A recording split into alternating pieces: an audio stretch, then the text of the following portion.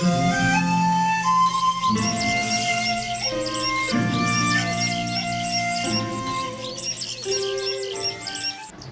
The lord. మన ప్రభువును మన రక్షకుడైన యేసుక్రీస్తు వారి ఉన్నతమైన నామంలో మీ అందరికీ మా హృదయపూర్వక వందనములు. మీరందరూ దేవుని యొక్క కృపలో వర్ధిల్లుతున్నారని మిమ్ములను బట్టి మేము ఎంతగానో దేవుణ్ణి స్తుతిస్తున్నాం. మానక మీ నిమిత్తము ప్రార్థిస్తున్నాం. ఈ రోజును కూడా ఒక చక్కని వాక్యమును దేవాతి దేవుడు మనకు అనుగ్రహించారు. ఆ యొక్క లేఖనాన్ని మనము ధ్యానం చేసుకుందాం. హోషేయ గ్రంథము 12వ అధ్యాయము 6వ వచనాన్ని చదువుకుందాం. కాబట్టి నీవు దేవుని తట్టు తిరగవలెను, కనికరమును న్యాయమును అనుసరించుచు ఎడతెగక నీ దేవుని యందు నమ్మికయుంచుము. హల్లెలూయా. మన దేవుడు నమ్మదగిన వాడండి. మన దేవుడు సత్యవంతుడు, కనికరము చూపేటువంటి తండ్రి. కాబట్టి మనల్ని కూడా ఆయన కోరుకుంటున్నాడు. ఏమనంటే నీవు దేవుని తట్టు తిరగాలి. దేవుని తట్టు మనం తిరిగితే, ఆయన తట్టు మనం తిరగగలిగితే ఆయన మన తట్టు తిరుగుతాడు. అంత మాత్రమే కాదు గాని కనికరమును న్యాయమును అనుసరించుచు ఎడతెగక నీ దేవుని యందు నమ్మిక ఉంచాలి అని దేవాతి దేవుడు సెలవిస్తున్నాడు. మరి రోజున నమ్మకము లేనటువంటి వారిముగా మనం ఉంటున్నాం. దేవుని పైన మనము దేవుని వైపు తిరగని వారముగా ఉంటున్నాం. మనము దేవుని తట్టే తిరిగే వారుగా ఉండాలి, న్యాయాన్ని జరిగించే వారముగా ఉండాలి, కనికరాన్ని ప్రేమించే వారిగా మనం ఉండాలి. అప్పుడే దేవుడు మన యందు సంతోషిస్తాడు, మనల్ని బట్టి ఆయన ఆనందిస్తాడు. మరి హోషేయతో దేవుడు మాట్లాడుతున్నటువంటి మాట కనికరాన్ని న్యాయమును జరిగించాలి అని, కనికరాన్ని న్యాయాన్ని నువ్వు అనుసరించాలి అని. మరి మన దేవుడు కనికర పూర్ణుడు. ఆయనకున్నటువంటి క్వాలిటీస్ లో ఒక క్వాలిటీ ఏంటంటే కనికరము. ఆయన ఒక రోజు ఆ విధవరాలి యొక్క కుమారుడు, ఒక్కగానొక్క కుమారుడు చనిపోయి ఉంటే ఆమె పైన దేవుడు కనికరపడ్డాడు.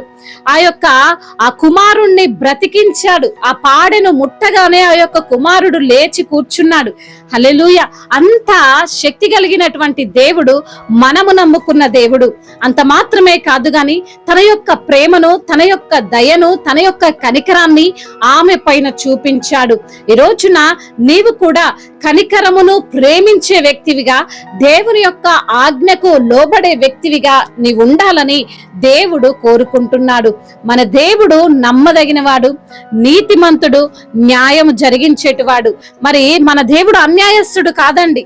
మనకు ఏదైతే న్యాయమో అదే ఖచ్చితంగా మన పట్ల జరిగిస్తాడు. మనల్ని అంతగా ఆయన ప్రేమిస్తాడు, మనల్ని అంతలా ఆయన హెచ్చిస్తాడు కూడా. న్యాయంగా మనం ప్రవర్తించినట్లయితే దేవుడు మనకు తోడుగా ఉంటాడు. యోబు జీవితంలో కూడా మనము చూడవచ్చు. యోబు దేవుని యందు భయభక్తులు కలిగి మరి న్యాయమును అనుసరించేవాడు అని మనము చూస్తాం. అదే విధంగా తనకు ఉన్న కష్టంలో, శ్రమల్లో, శోధనల్లో దేవుని పైన ఒక్క మాట కూడా సరగకుండా తనను తాను దూషించుకున్నాడు గాని దేవుని పైన ఏ రోజు ఒక్క మాట కూడా పలకలేదు. ఆ విధంగా న్యాయవంతుడిగా ఉన్నటువంటి యోబును దేవుడు ఆశీర్వదించాడు. రెండంతల ఆశీర్వాదాన్ని తనకు దేవుడు అనుగ్రహించాడు. అదే విధంగా నీవు కూడా యోబు వలె న్యాయవంతుడిగా ఉండినట్లయితే, దేవుని వైపు నువ్వు తిరిగినట్లయితే ఆయన నిన్ను కూడా ఆశీర్వదిస్తాడు, నిన్ను కూడా బాగు చేస్తాడు. నీకు కావలసిన ప్రతి అవసరతను ఆయన తీరుస్తాడు. దేవుడు ఈ మాటలను దీవించి మన హృదయములో ఫలింపచేయునుగాక. వాక్య భాగమును బట్టి ప్రార్థన చేసుకుందాం. పరిశుద్ధుడైన దేవ, మహాగణుడా, మహోన్నతుడా, మీకు స్తోత్రాలయ్యా. అవును ప్రభా, మేము మీ తట్టు తిరిగితే మీరు మా తట్టు తిరుగుతారంటున్నారు. మీరు కనికరాన్ని, న్యాయమును ప్రేమించే దేవుడుగా ఉన్నారు ప్రభా. అదే విధంగా మేము కూడా కనికరమును, న్యాయమును ప్రేమించే వారిగా ఉండి మీ పైన నమ్మకము కలిగినటువంటి వ్యక్తులుగా ఉంటే ఖచ్చితంగా ప్రభా మీరు మా యందు కనికర పడతారని, అదే విధంగా యోబు కూడా ప్రభా న్యాయాన్ని ప్రేమించే వ్యక్తిగా ఉన్నప్పుడు యోబును తండ్రి మీరు ఆశీర్వదించారని తండ్రి లేఖనము ద్వారా సూటిగా తేటగా మాట్లాడారు. ప్రతి బిడ్డ పైన మీ యొక్క కనికరమును ఉంచండి, న్యాయము జరిగించే వారిగా వారు ఉండడానికి సహాయము చేయండి. నమ్మకం కలిగినటువంటి అయా మరి తండ్రి వ్యక్తులుగా ప్రతి బిడ్డను తండ్రి మీరు నిలవబెట్టండి. అదే విధంగా ఈ రోజున ఏ సమస్యతో వారు బాధపడుతున్నారో ఆ సమస్యలన్నిటి నుంచి కూడా విడుదల దయచేయండి. మీ యొక్క కటాక్షము ప్రతి బిడ్డ పైన కుమ్మరించండి.